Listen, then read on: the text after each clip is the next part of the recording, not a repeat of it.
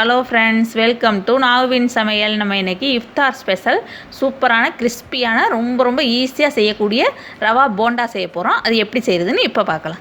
இப்போ தான் எங்கள் சேனலை ஃபஸ்ட் டைம் பார்க்குறீங்கன்னா கீழே இருக்கிற ரெட் கலர் சப்ஸ்கிரைப் பட்டனை கிளிக் பண்ணுங்கள். கூடவே இருக்கிற பெல் ஐக்கானையும் கிளிக் பண்ணுங்கள். அப்போ தான் நாங்கள் போடுற வீடியோ எல்லாம் உங்களுக்கு நோட்டிஃபிகேஷனாக வரும். இப்போ இது செய்கிறதுக்கு நான் வந்து 1 கப் அளவுக்கு ரவை எடுத்திருக்கேன். இந்த ரவை வந்து வறுத்த ரவையாக இருந்தாலும் பரவாயில்ல, வறுக்காததாக இருந்தாலும் பரவாயில்ல, எந்த ரவையாக இருந்தாலும் நீங்கள் வந்து 1 கப் அளவுக்கு எடுத்துக்கோங்க. இப்போ அதுக்கு 2 டேபிள் ஸ்பூன் அளவுக்கு நம்ம வந்து தயிர் சேர்த்துக்கணும். கெட்டியான தயிராக எடுத்துக்கோங்க. அப்புறம் 1/2 டீஸ்பூன் அளவுக்கு நீங்கள் உப்பு சேர்த்துக்கோங்க. அவங்கவுங்க விருப்பத்துக்கு தகுந்த மாதிரி சேர்த்துக்கோங்க. நான் வந்து 1/2 டீஸ்பூன் சேர்த்துருக்கேன். இப்போ 1/2 டீஸ்பூன் அளவுக்கு தனி மிளகாப்பொடி சேர்க்குறேன். நீங்கள் வந்து மிளகாப்பொடி அவங்கவுங்க காரத்துக்கு தகுந்த மாதிரி சேர்த்துக்கோங்க. எல்லாத்தையும் போட்டுட்டு நல்லா கலக்கிக்கணும். ஏன்னா அந்த தயிர்லேயே கொஞ்சம் தண்ணி சத்து இருக்கும். அது வந்து நம்மளுக்கு மாவு வந்து ஃபஸ்ட்டே தண்ணி ஊற்றி கலக்கக்கூடாது. அந்த தயிரை போட்டு நல்லா கலக்கிட்டு அதுக்கப்புறமாயி தேவைங்கிற அளவுக்கு நம்ம வந்து தண்ணி ஊற்றி கலக்கிக்கணும். தண்ணி வந்து ரொம்ப அதிகமாக ஊற்றிடாதீங்க, கொஞ்சம் கொஞ்சமாக பார்த்துட்டு ஊற்றி கலக்கிக்கோங்க. இப்போ பாருங்கள், இந்தளவுக்கு கொஞ்சம் கெட்டியாகவே கலக்கியாச்சு. இப்போ இதை வந்து ஒரு 10 நிமிஷம் நம்ம அப்படியே மூடி வச்சிடலாம். இப்போ நான் ஒரு சட்டியில் வந்து தாளிக்கிறதுக்கு தேவையான அளவு எண்ணெய் ஊற்றிருக்கேன், 1/2 டீஸ்பூனுக்கிட்ட. இப்போ 1 டீஸ்பூன் கடுகு சேர்க்குறேன். அதில் எண்ணெய் காஞ்சதுக்கப்புறம் 1/2 டீஸ்பூன் வந்து சின்ன ஜீரகம் சேர்க்குறேன். அதுக்கப்புறம் கொஞ்சம் பெருங்காயம் சேர்க்குறேன். இப்போ கடுகு இதெல்லாம் நல்லா பொரியட்டும். பொரிஞ்சதுக்கப்புறம் நம்ம வச்சுருக்க அந்த மாவில் சேர்க்கணும். 10 நிமிஷம் கழிச்சிட்டு இப்போ பாருங்கள், மாவை திறந்து பார்க்கலாம். இப்போ கொஞ்சம் கெட்டியாக இருக்குது பாருங்கள். நம்ம ஃபஸ்ட்டு வச்சப்போ கொஞ்சம் தண்ணியாக இருந்தது. அந்த ரவை வந்து ஊறிட்டு கொஞ்சம் கெட்டியாக இருக்குது.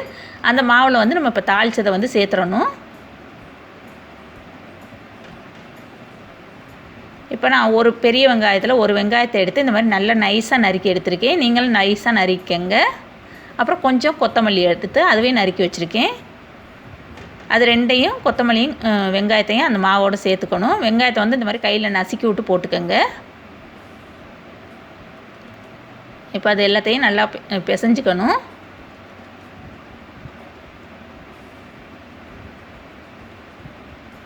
இப்போ எல்லாம் பிசைஞ்சாச்சு. இப்போ கடைசியில் இதில் வந்து நான் வந்து 2 டேபிள் ஸ்பூன் அளவுக்கு அரிசி மாவு சேர்க்குறேன். எந்த அரிசி மாவாக இருந்தாலும் பரவாயில்ல, வறுத்ததாக இருந்தாலும் சரி, வறுக்காதாக இருந்தாலும் சரி, அரிசி மாவு 2 டேபிள் ஸ்பூன் சேர்த்துக்கோங்க. அப்படி உங்கள்கிட்ட வந்து அரிசி மாவு இல்லைன்னா நீங்கள் வந்து கோதுமை மாவு, அப்படி இல்லைனாக்கா இது கூட மைதா மாவு கூட சேர்த்து பிசைஞ்சிக்கலாம். ஏன்னா இது வந்து அந்த போண்டா வந்து நல்லா கிறிஸ்பியாக வர்றதுக்காக தான் அந்த மாவு சேர்க்குறது. இப்போ அது சேர்த்துட்டு அதுக்கப்புறம் கொஞ்சம் கெட்டியாக இருக்க மாதிரி இருந்தது. அதனால் நான் லேசாக தண்ணி தெளித்து செய்கிறேன். தண்ணி வந்து இந்த மாதிரி கையில் தானே தெளித்து பிசைஞ்சிக்கோங்க. இந்த மாதிரி மாவை எடுத்துகிட்டு நம்ம வந்து இது பண்ணி பார்க்கணும்.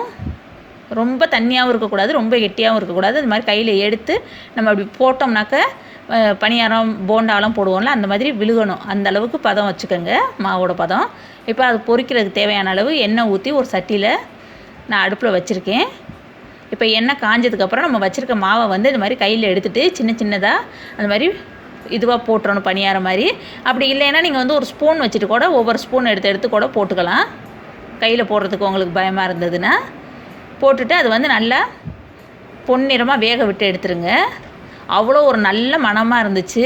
ரொம்ப சூப்பராக இருந்துச்சு, கிறிஸ்பியாகவும் இருந்துச்சு. ரொம்ப ஈஸியாக செஞ்சிடலாம். நோன்பு திறக்கிறவங்க திறந்துட்டு சாப்பிட்றதுக்கு ரொம்ப ஈஸியாக செய்யக்கூடிய ஸ்நாக்ஸ் இது. பாருங்கள், நல்லா பொரிஞ்சு வந்துருச்சு. இப்போ வந்து நம்ம வந்து இதெல்லாம் எடுத்துடலாம்.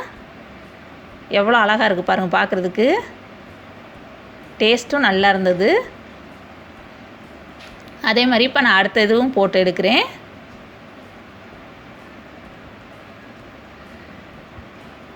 கருக விட்டுறாதீங்க. கருகி போயிடுச்சுனாக்கா நம்மளுக்கு வந்து கசப்பாக இருக்கும். அதனால் நீங்கள் வந்து செவந்த உடனே எடுத்துருங்க. இப்போ இதே மாதிரி எல்லாத்தையும் பொரித்து எடுத்துடலாம்.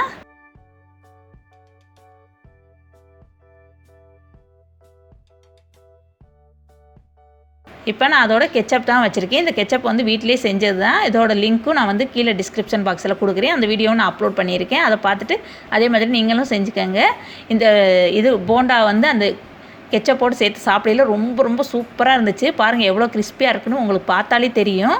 அந்தளவுக்கு ரொம்ப நல்லா இருந்தது. இதுக்கு வந்து சட்னியும் வச்சு சாப்பிட்லாம். சட்னி வெரைட்டிஸும் நிறையா இருக்குது நம்ம சேனலில். அதோட லிங்க்கும் கீழே டிஸ்கிரிப்ஷன் பாக்ஸில் கொடுக்குறேன். அதையும் பார்த்துட்டு நீங்கள் அதை கூட ட்ரை பண்ணி பாருங்கள். ரொம்ப சூப்பராக இருக்கும் எல்லாத்தோடையும் சாப்பிட்றதுக்கு. அதனால் கண்டிப்பாக எல்லோரும் ஒரு தடவை ட்ரை பண்ணுங்கள். ரொம்ப ரொம்ப ஈஸியான ரெசிபி தான். இந்த வீடியோ உங்களுக்கு பிடிச்சிருந்துச்சுன்னா லைக் பண்ணுங்கள், ஷேர் பண்ணுங்கள், சப்ஸ்கிரைப் பண்ணுங்கள். கூடவே இருக்கிற பெல் ஐக்கானையும் கிளிக் பண்ணுங்கள். தேங்க்யூ.